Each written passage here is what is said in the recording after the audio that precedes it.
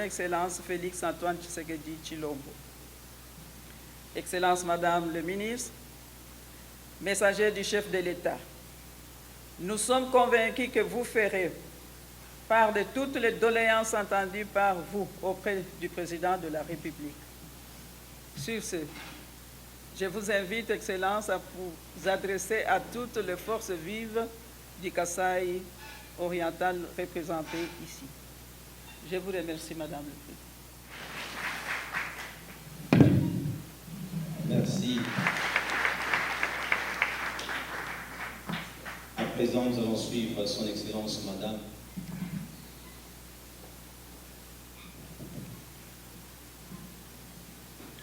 Bonjour à tous, soutient ces actions.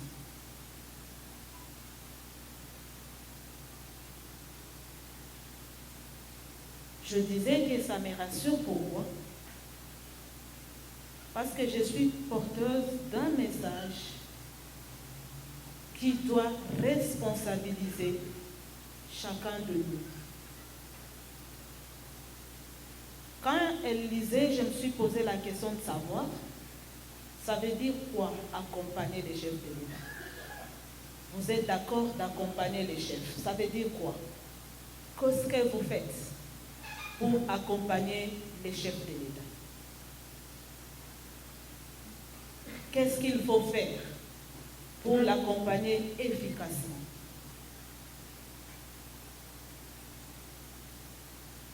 C'est là où moi je vais insister sur ce qu'il faut faire. Les scientifiques disent que l'homme ne peut changer que où la prise de conscience est tributaire de la qui amène les gens à prendre conscience et à s'apporter. C'est le message qu'à votre tour vous allez apporter pour que tout le monde puisse comprendre n'est rien d'autre que les fruits de nos actions. Notre pays, notre province, c'est que si elle est en bon état, félicitations, c'est nous qui l'habilité nous revient de pouvoir changer notre province, notre pays, comme nous avons fait pour le détruire.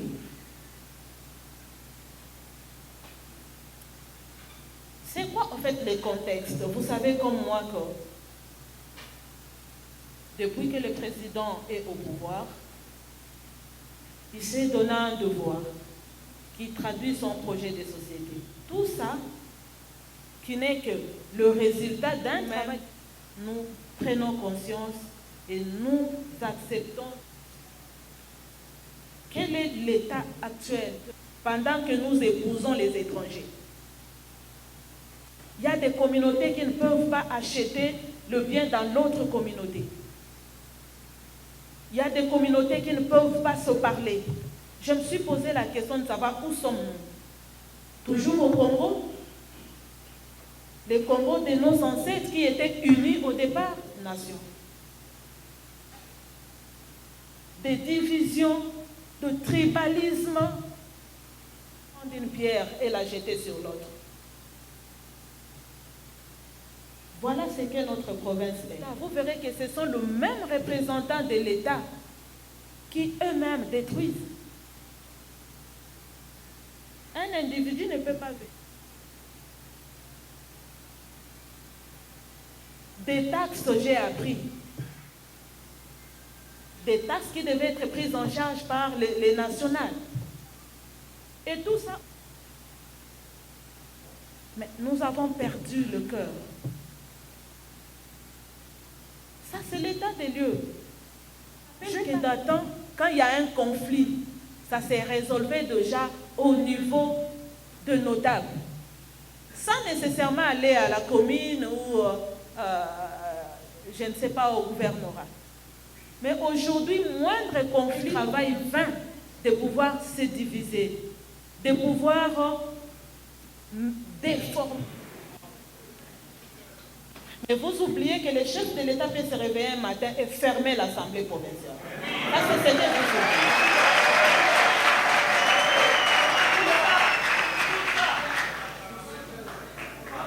On vous a fait confiance, on vous a mandaté d'abord pour l'intérêt du peuple. Le peuple n'est pas toujours naïf. Il vous observe. On ne vous interdit pas de vous retrouver, de bien vivre, mais pensez aussi pour l'intérêt des autres.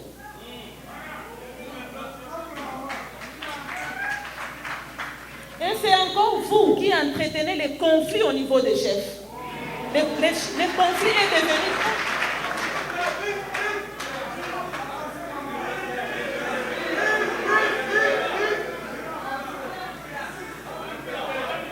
Je pense que vous êtes une chaise, vous avez le pouvoir derrière lequel il y a du sang, derrière lequel il y a des pleurs, derrière lequel il y a de maladies.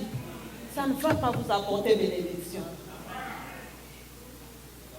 Moi, je vous demande déjà, avant que le ministre de l'Intérieur puisse vous parler, je vous demande de vous préparer à trouver une solution. Ne vous armez pas à trouver des bandits, des jeunes qui vont vous accompagner pour créer des troubles à la rentrée.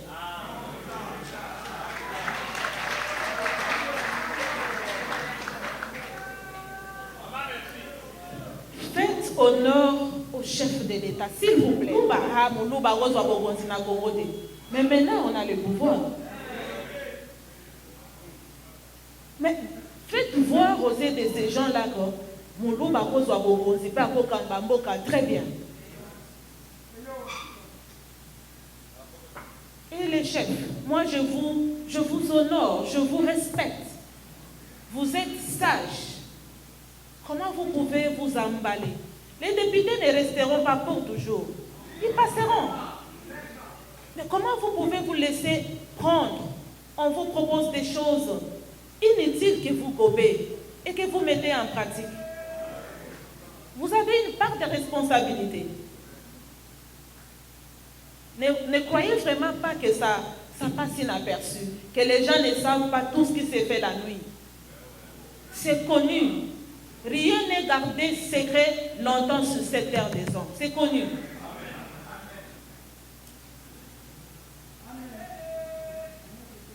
Aujourd'hui,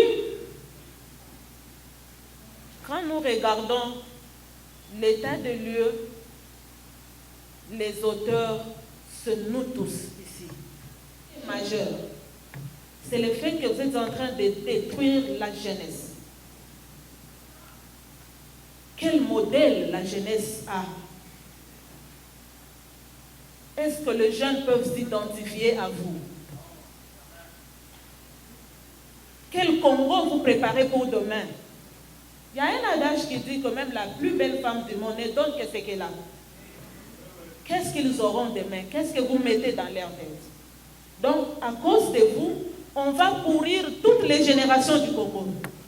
Parce qu'eux vont transmettre ça et ainsi de suite, à cause de vous. J'aimerais que vous puissiez aussi réfléchir sur la vie après la mort. Qu'est-ce que vous leur donnez de 10 000, 5 000 pour qu'ils foutent de troubles? Déjà, vous les maudissez parce que cet argent ne les servirait à rien. Et puis, vous les déformez. Pensez à votre vieillesse. J'aime toujours revenir là-dessus. Vous instrumentalisez les jeunes, ils vont apprendre des antivaleurs, ils vont vous gérer demain. Vous allez mal vieillir. Parce qu'ils vont faire ce qui ne va pas vous plaire, mais ils les verront parce que c'est ce qu'ils ont appris de vous. Si nous faisons ça au Congo, dans nos propres provinces, alors face aux étrangers, nous sommes dangereux. Que ferons-nous auprès des étrangers? La portion provinciale, si nous la gérons mal, est-ce que nous pouvons vous faire confiance pour vous donner une portion nationale? Vous devenez dangereux et toxique. Le président est très inquiet, ça je dois vous le dire. Parce qu'il s'est rendu compte que le pays va très mal. D'abord, on a trouvé le pays dans un état pas bien. Le trou est tellement profond que ça demande du travail et des personnes capables d'aider à ce que nous puissions avancer. Et ces personnes-là, heureusement ou malheureusement, se font accompagner les chefs. Comment vous accompagnez les chefs? Tout ce que vous faites là ne l'accompagne en rien jusque-là. Pas de cohésion, pas d'amour du prochain, pas d'unité. Et vous dites, vous accompagnez les chefs. Comment vous l'accompagnez? Les chefs veulent que nous puissions nous rendre compte qu'il n'y a personne qui viendra travailler à notre place. Personne ne viendra construire le Congo si ce n'est nous-mêmes. Prenons conscience, s'il vous plaît, et acceptons de changer. C'est facile quand on demande aux gens qui veut les changements, qui veut que nous puissions commencer à manger 3 fois par jour, qu'il y ait des routes, qu'il y ait de l'eau. C'est tout le monde qui veut qu'il y ait changement. Mais quand on demande qui veut changer, personne ne veut changer. Et le changement viendra comment? Le président dit, il est temps que chacun de nous, dans son domaine, puisse prendre conscience et participer à construire notre pays. Vous êtes pasteur, prêchez pour que nous puissions abandonner les anti-valeurs, pour que nous puissions développer l'amour de la patrie, pour que nous puissions apprendre à accompagner l'État. Vous êtes député, plaidez pour la population, votre population. Plus vous plaidez, plus vous la mettez à l'aise, plus elle va vous soutenir davantage. Hier, nous sommes allés visiter les 2 hôpitaux qu'on est en train de réhabiliter. Une bonne action. Oui, pour construire, où on pouvait garder ces infrastructures, en faire autre usage, il y a trop d'espace. Trouvez des raisons. Je vais vite poser cette question. Est-ce que ce n'est pas une perte en termes d'infrastructure? Est-ce que ce n'est pas une perte?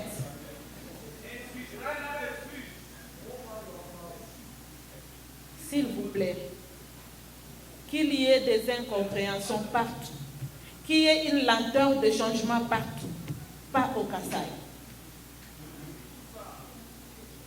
Pas au Kasaï. On va vous juger doublement, comme dit la Bible.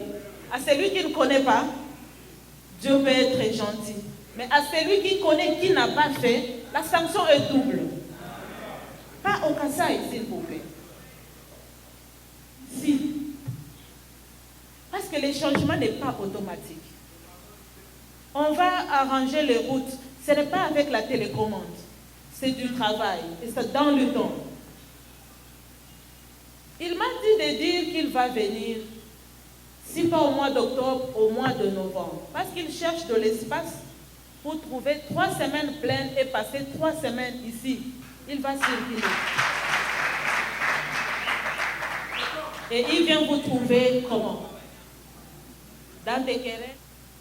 Il m'a dit de vous dire que tout Congolais doit se sentir à l'aise partout où il est. Pas de tribalisme. Il n'est pas tribal. Moi, je suis du Grand Bandundu. Je ne suis pas Kassaïen. Mais au moins, il m'a nommé. Et je suis ici, je me sens à l'aise. Je peux rester ici 2-3 mois, c'est dans mon pays.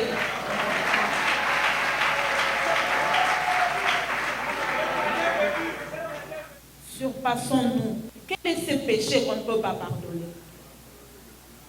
Quels sont ces conflits qu'on ne peut pas gérer? Il y a 3 communautés ici. Il y a Benachimba, Benakapuya et Benamouimbia. C'est depuis 1960 qu'ils sont en conflit. Donc, le conflit est plus intelligent que les hommes.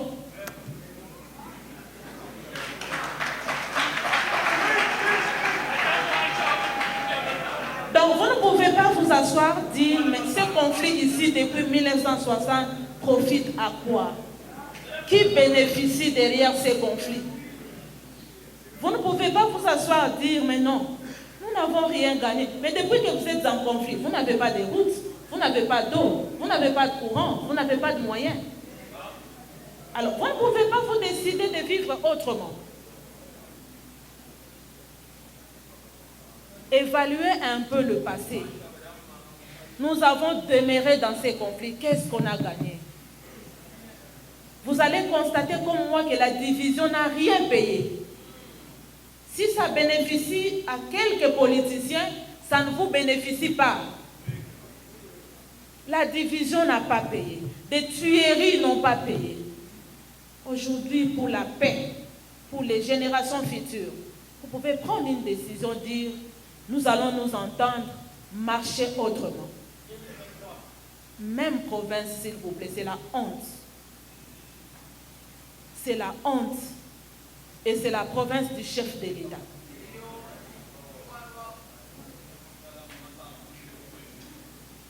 Je vais chuter pour vous dire.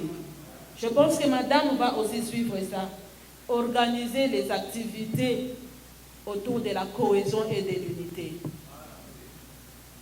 De réunir des gens. Donnez-vous comme mission de se pardonner. Donnez-vous comme mission de pouvoir travailler pour l'intérêt de tout le monde. S'il faut gagner, que chacun gagne un peu. Ne gagnez pas seul pendant que tout le monde autour de vous n'a rien. Vous n'allez pas être en paix. C'est comme si vous êtes dans votre maison avec le courant, l'électricité, tous les quartiers dans les noirs. Vous allez être en paix? Non. On ne va pas vous laisser dans la... Aidez les chefs de l'État. Votre première contribution, c'est de pouvoir maintenir la cohésion et l'unité. Qu'on sente que le Kasaï est un. Qu'on sente qu'au Kasaï, les gens sont capables et intelligents de gérer des conflits. Parce que les problèmes ne manqueront jamais. Mais ce qu'on demande aux gens, c'est de cultiver la capacité à pouvoir résoudre deux problèmes, à pouvoir résoudre le conflit.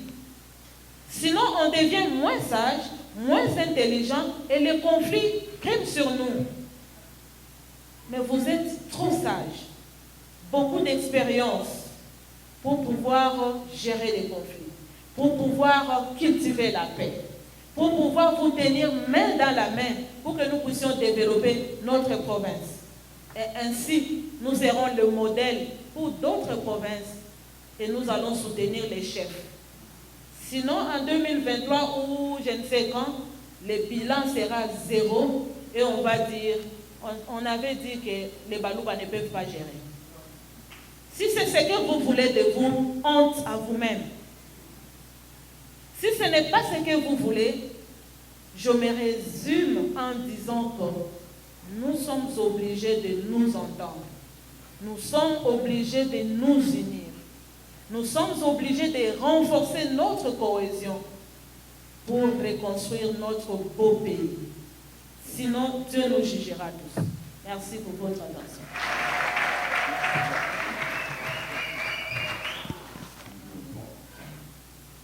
Pour compléter, je suis Moussa Sakazez, inspecteur général de la territoriale de l'Habitement. Ministre après le bas dans notre province. Mais ici, je pense que j'avais dit ça à notre gouverneur bancaire, je reviens de Nord-Kivu et de Ritouri il y a une semaine. Donc, ce qui m'étonne, c'est que j'ai vécu en Ritouri au Nord-Kivu. On retrouve ça ici au Kasaï. La décision, le tribunalisme en profondeur entre les communautés et les tribus. Et ça me fait bonheur. Cette province du Kasaï oriental était l'une des provinces les plus riches de l'Inde. Ça, vous n'allez pas me contredire. C'est cette province aussi, avec un État, qui supportait le budget national. Ça, vous le savez. Aujourd'hui, où en sommes-nous? Aujourd'hui, nous sommes où? Je vous l'ai dit, je ne me cache pas. Nous avons 26 provinces. Tous que vous connaissez. Il y a des provinces en catégorie qui sont plus riches à cause de leurs richesses, d'autres moyennement riches, d'autres pauvres. Mais je pense que la position de cette province, comme l'a dit la maman, Excellence du ministre de la République, ne méritent pas d'être là. Aujourd'hui, l'histoire présente, le chef de l'État est originaire de ce province. Vous devez être modèle. Donc, dès qu'il était devenu chef de l'État, vous deviez changer le fusil d'épaule. Alors, ça fait quoi? Ça fait long total. Cette province a beaucoup d'intellectuels, comme le Grand Doudou. Cette province ici. Nous avons le père docteur qui était mon recteur, parce qu'il m'a donné beaucoup de choses. Alors, nous avons eu de grandes personnalités, le Seigneur qui va en beaucoup. Nous avons eu l'ancien DG candidat, le débat, donc le vénérable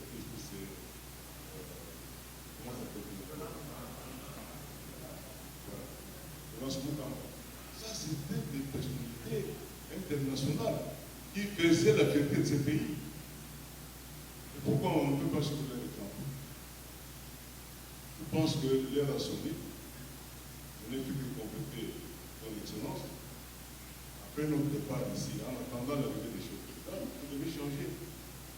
Vous devez tout obligé de qu'on allait changer. Et surtout que c'est doit faire prospère. On ne doit apporter pas d'aide. Il y avait ce que je voulais vous dire ça, j'ai vécu en Ikouri, les mêmes problèmes. Au Nord Kivu, les mêmes problèmes. Ce sont la même tribu qui se bat contre elle. Et quand l'État veut mettre de l'ordre, ils se mettent en communauté encore contre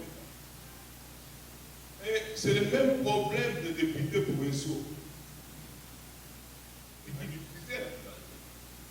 Et nous avons pris notre responsabilité, nous avons fait le rapport sur l'État.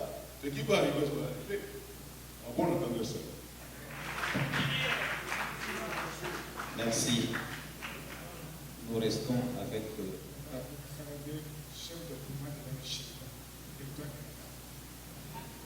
je vous remercie, j'interviens sur ce que vous venez de parler.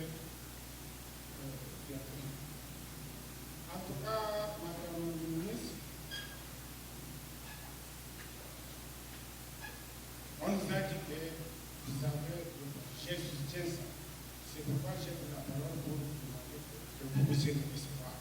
Nous allons vous dire tout haut, toute la vérité sur ce que vous venez de parler et surtout les députés provinciaux que vous venez de citer vous-même. Ce sont eux qui sont à la base et nous sommes là pour vous dire, vous nous avez amené le message de la part de notre cher chef de l'État et nous aussi, nous allons vous donner aussi notre message et vous allez lui apporter au nom de toute la population du territoire de Katanga et surtout du secteur de groupe de ménage. J'ai dit, je vous remercie.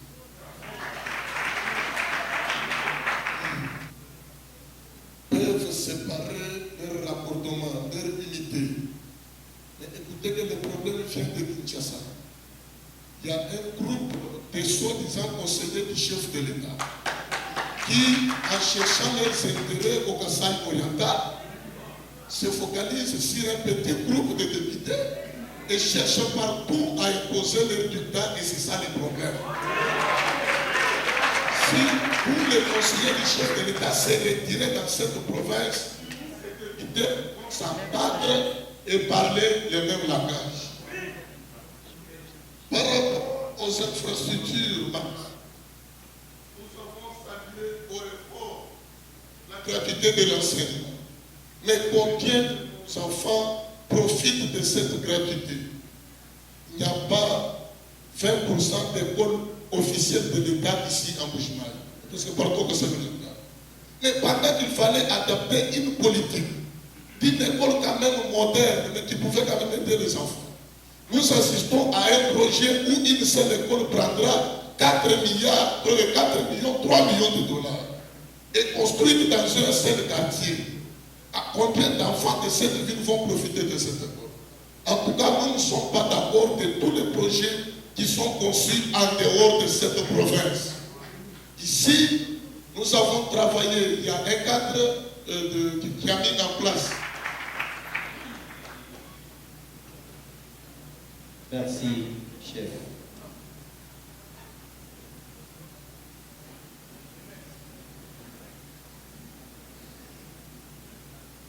Merci beaucoup, monsieur le président, pour m'avoir accordé la parole.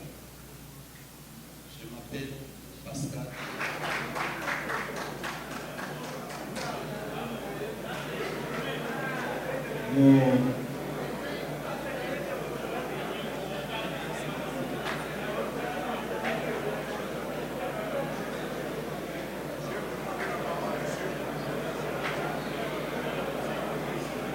Leur laisser vite va interdire pendant que tu es là pour écouter tout.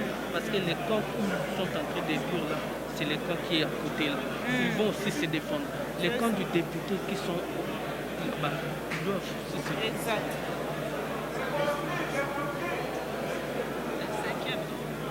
Bon, Je prends la parole en tant que rapporteur de l'Assemblée provinciale.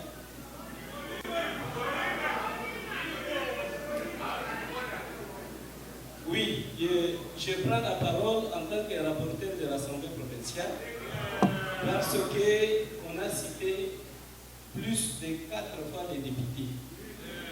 Alors, d'abord, les députés en tant que qui se sont mêlés dans les conflits. Par exemple, Katanga et les autres conflits. Alors, je voudrais informer à l'Assemblée plénière et aussi à son Excellence, Madame le ministre, que les députés, dès le début, il n'y avait pas de problème. Mais juste à un moment, nous avons compris qu'il y avait déjà un dictat. Je pense que dans cette salle, on vient de citer d'autres noms. Il y avait un dictat provenant de Kinshasa. Alors, c'est-à-dire qu'il y avait les tireurs de ficelles ne sont pas ici. Les tireurs de ficelles sont à Kinshasa. Alors, parmi eux là qui sont à Kinshasa, les autres sont derrière un autre groupe et un autre groupe derrière la vision du chef d'État. Alors, maintenant, si nous demandons à nos collègues, non, soyons derrière la vision du chef de l'État. Et les autres qui disent non, le chef de l'État, donc des choses comme ça. Donc, je vous pouvez citer leur nom. Ce sont les RDT, les dirigeants du RDT. Et même la justice. Donc, ce sont les tireurs de ficelles.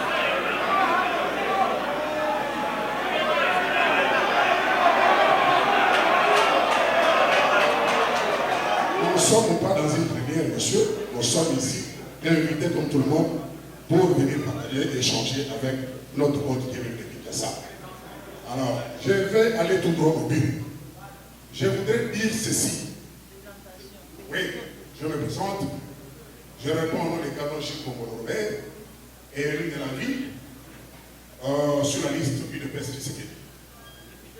Oui, nous ne venons pas ici pour nous entrepriser, mais nous venons échanger. Je voudrais que les amis puissent sortir un peu de leur état et avoir un peu d'apaisement pour discuter des choses. Vous savez, madame, ce que vous venez de parler ici est très profond. Nous sommes indépendants depuis 1960 jusqu'à ces jours. Lorsque vous regardez cette province, c'est complètement la ruine. Ça fait honte. Et nous sommes la province du chef. Nous, surtout les l'UDPS, nous avons une responsabilité devant l'histoire et devant Dieu. Et nous allons répondre. Vous savez, j'ai dit, je m'adresse à mes amis ici. Vous savez, gagner le pouvoir, c'est une chose. Le gérer en est une autre. C'est très important. Ça, je voudrais que chacun de nous puisse l'intérioriser parce que nous sommes en train de négocier un virage à 90 degrés. C'est très important. Madame l'a souligné ici. Nous serons tous jugés en 2023 ou après pour l'Église avec le pouvoir. Qu'est-ce que ça va faire? Mais je suis un peu étonné lorsque mon collègue prend parole ici pour étaler certaines choses qui ne pouvaient pas être dites ici. Surtout quand lui-même est concerné par le point qu'il peut être aux autres. Ça ne s'explique pas. Nous disons ceci, madame, pour aller tout droit au but. C'est vrai que nous avons des conflits dans cette ville. Nous vivons dans la désunion. Mais le problème, c'est quoi? Tout ceci n'est pas le fait de nous qui vivons ici. Mon ami l'a évoqué, il a dit, les tireurs de ficelles sont à Kinshasa. Ici, je vais vous présenter brièvement la situation. Regardez ce qui se passe. Vous voyez tous les goumous que vous voyez là-bas, les chefs coutumiers que vous voyez là-bas. Chacun a son conseiller à Kinshasa pour préparer les élections de 2022-2023. N'est-ce pas? Ici aussi, tel que nous sommes là, les députés, chacun de nous a son conseiller dans sa poche. Qui lui promet des choses, qui lui dit des choses. Madame, pour ne pas m'opposer la parole, ma proposition est celle-ci. Je vous regarde en face, madame. Coupez-nous les cordons ombilicaux qui nous lient à ceux-là de Kinshasa. Parce que ça nous crée trop de problèmes. Lorsqu'ils viennent ici, madame, lorsqu'ils viennent ici, ils viennent avec des épaules sur la tête. Nous venons au nom du chef de l'État, même s'ils n'en ont pas qualité, même s'ils n'en ont pas mandat. Et cela a des répercussions, même au sein de notre institution. Et il y en a parmi nous qui forment les torches parce que j'étais le conseiller, parce que j'étais. Et cela n'engendre pas un bon climat au milieu de nous. J'ai dit, madame, je peux aller parler.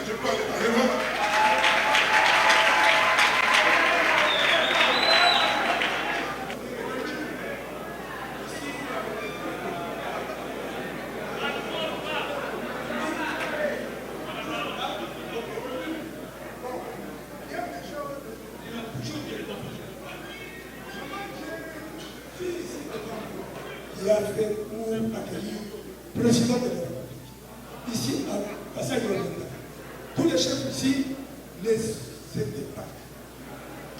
Interné par le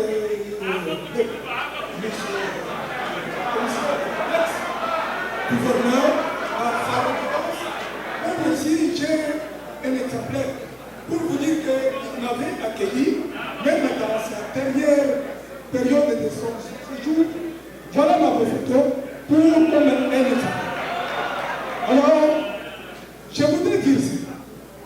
Maman, ici, au Kassai-Grenada, il n'y a que ce qui vous dit bonjour, c'est ce qui vous dit. Je dis bien ce qui vous dit bonjour, c'est ce qui vous dit. Il n'y a que le même chef là qui ne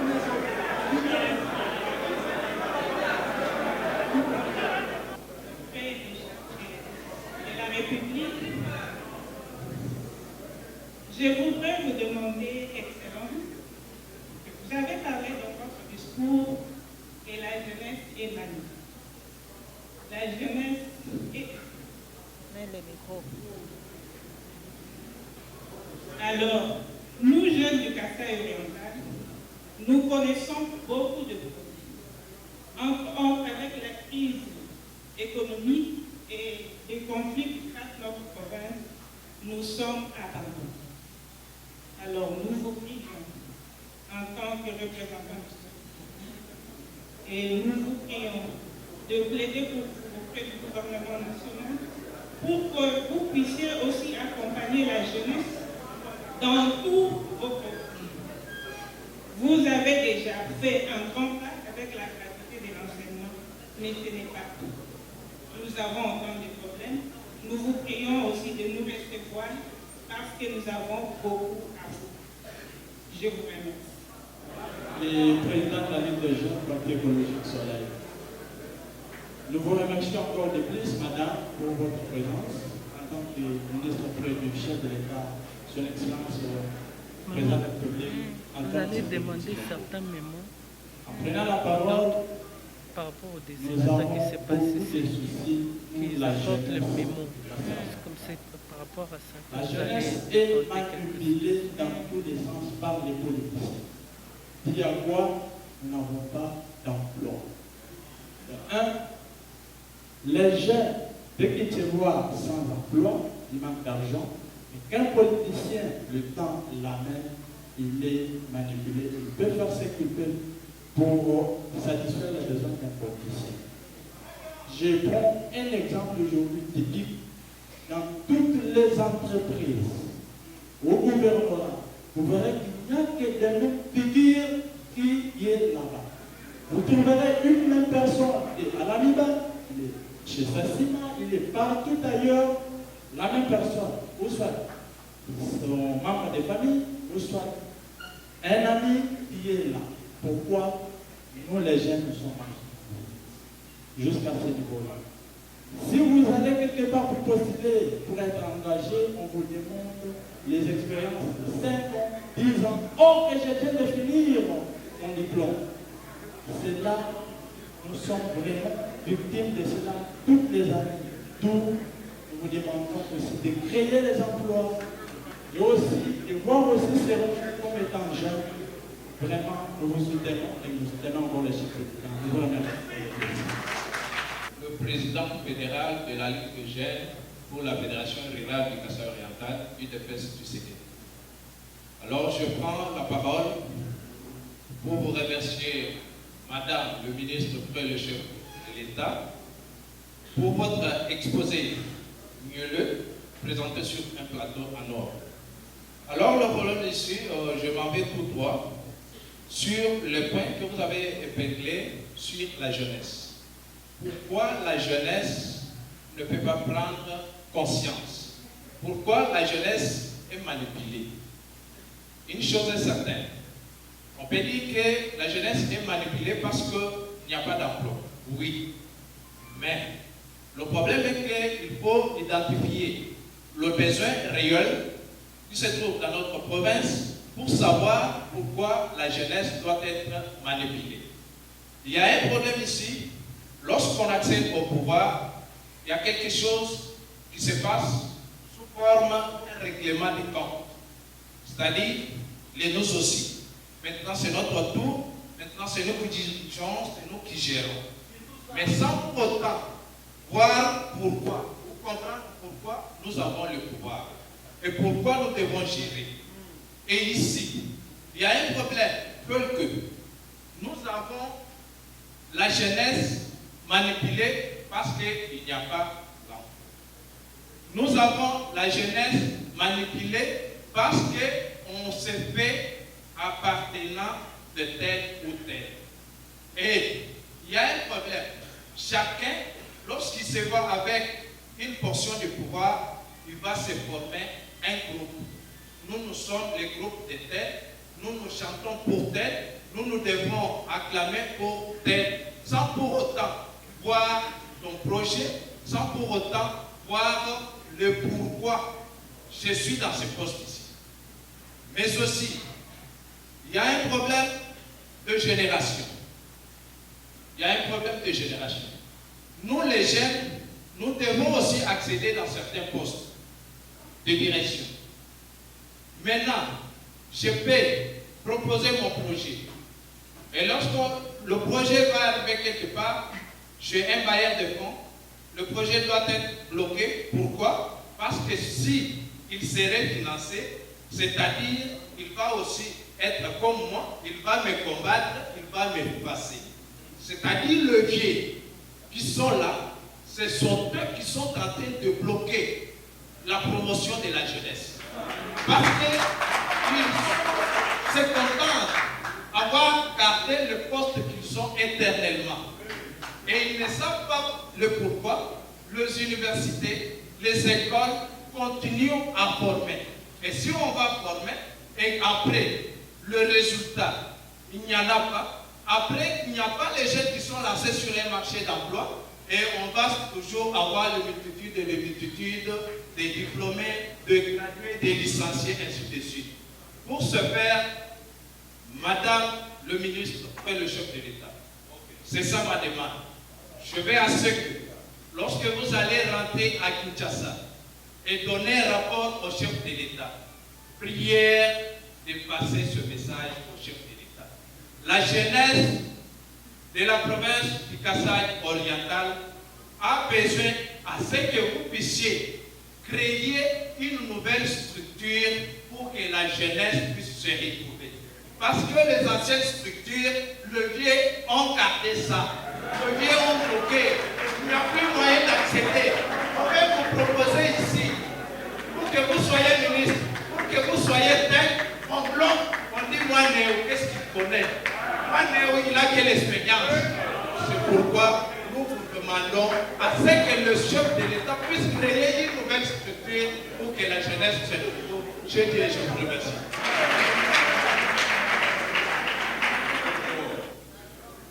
Nous vous souhaitons la bienvenue sur le sol assaillant, terre natale du président de la République, Félix Antoine Tshisekedi Tshilombo. Et nous vous demandons de passer des agréables moments tout au long de votre séjour. Madame le message dont vous êtes porteur, vous nous amenez de la part du président de la République, nous interpelle tous. Il n'y a pas d'acteurs de côté, des spectateurs de côté. C'est une affaire qui nous concerne tous. Le changement sur lequel vous insistez, c'est les changements positifs élémentaires. Ce changement que nous appelons de tout le feu doit être vécu comme une rupture avec les anciennes habitudes perverses des temps anciens de campagne prononcée par le président de la République en 2018. Il avait dit ceci. Alors, nous avons déjà soutenu par le pouvoir et par les plans merveilleux de Dieu, nous avons déjà soutenu ce pouvoir. Et qu'est-ce que nous devons faire actuellement? Nous devons le protéger, bec et ombre, quoi qu'il en soit et quoi qu'il en coûte.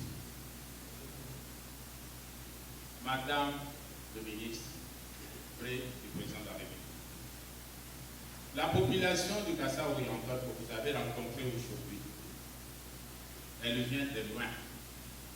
Cette province, elle était considérée hostile au pouvoir ancien, puisque considérée comme bastion de l'UDPS.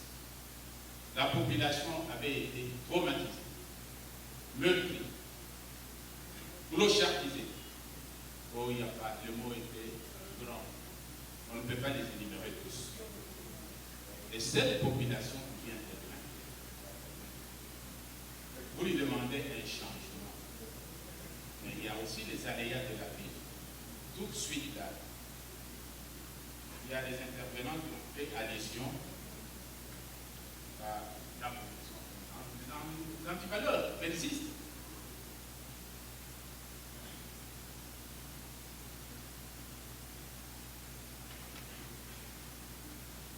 Ce sont les notes que j'ai prises pendant que vous étiez en train de parler. Excusez-moi, madame la ministre. Alors, je continue. Donc, cette province meurtrie, qui habite une province dont les tissus économiques étaient intentionnellement détruits par le pouvoir ancien. L'AMIBA avait été détruite, même ses succursales. Il y avait l'IBA Kanama avec l'exploitation de nickel, il y avait la Ségamine avec un gisement de réserve pour la LIBA de plus ou moins 100 ans, qui a été cannibalisé, qui a été braqué pour des motifs connus qu'il fallait réduire en ayant la population du Grand Kassai, ou particulièrement du Sud Kassai, bastion de l'UDPS. Alors, cette situation de pauvreté extrême dans un environnement insalubre, sans eau, sans courant, sans route carrossable, sans emploi, préjudicie sensiblement notre population et notamment les jeunes. C'est ainsi que, se trouvant dans cette position de pauvreté, on recherche pas l'essentiel maintenant l'utile, c'est-à-dire moyen de survie. Et ces jeunes s'exposent à toutes les sollicitations saines et malsaines. Je crois que les autres en ont fait allusion. On dit quand affamé, point d'oreille. Madame, entre un frère et un ami, le choix est clair, nous a dit le feu. Ce pouvoir, c'est notre pouvoir. Nous sommes tenus à les garder, contre vent et marée. Nous sommes tenus à les soutenir. Nous acceptons votre démarche. C'est une démarche courageuse et une démarche intelligente pour ramener les brebis à bord. Vous serez notre interprète auprès du président de la République. Nous les soutenons à 100%. Alors, ils pensent à cette population. Si les changements n'arrivent pas, c'est puisqu'il n'y a pas de place. Je l'ai parlé tout haut, il n'y a pas d'emploi. Alors que le gouvernement, dont vous faites membre, puisse penser à nous donner le strict minimum nécessaire. Et vous verrez que même les petits-enfants, lorsqu'ils savent manger, pas seulement déjeuner, mais manger quand même un petit quelque chose, il s'attaquera à quelque chose. Sa mère lui dira, mon fils, ma fille, reste là pour saluer cette portion de terre. Donc, pensez à organiser de l'emploi, à organiser.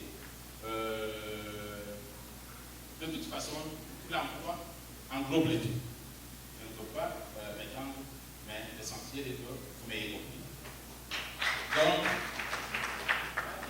le Grand Kasaï, madame, lorsque nous parlons du Kasaï, c'est plus qu'aujourd'hui vous vous trouvez sur le Kasaï, sur le sol du Kasaï oriental. Mais le Grand Kasaï est derrière le président. Il pense à ce Grand Kasaï. Il y a l'inspecteur de la découverte qui a parlé tantôt que le Kasaï était une fierté. Pourquoi cette fierté s'échappe-t-elle de nous?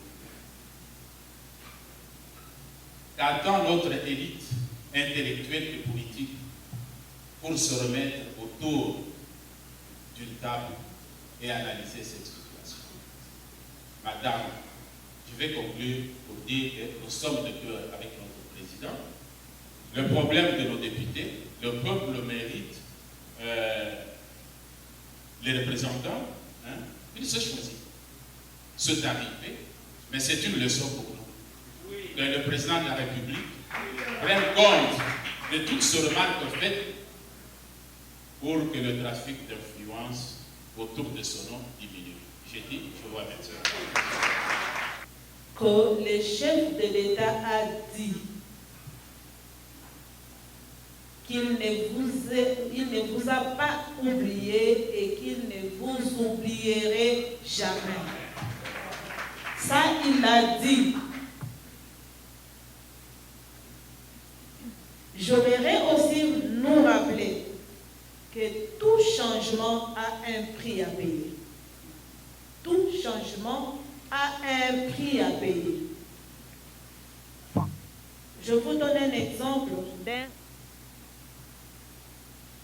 d'un fumeur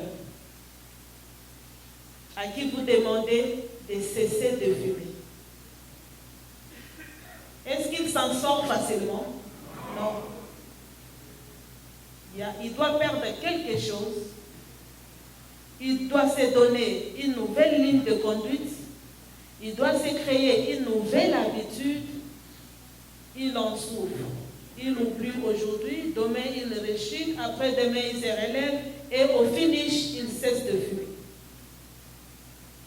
C'est comme quelqu'un qui est corruptible parce qu'il doit nourrir ses enfants. C'est l'unique moyen de nourrir ses enfants. Vous lui demandez aujourd'hui de cesser cette pratique, il va payer un prix. Il va en souffrir. Pourquoi?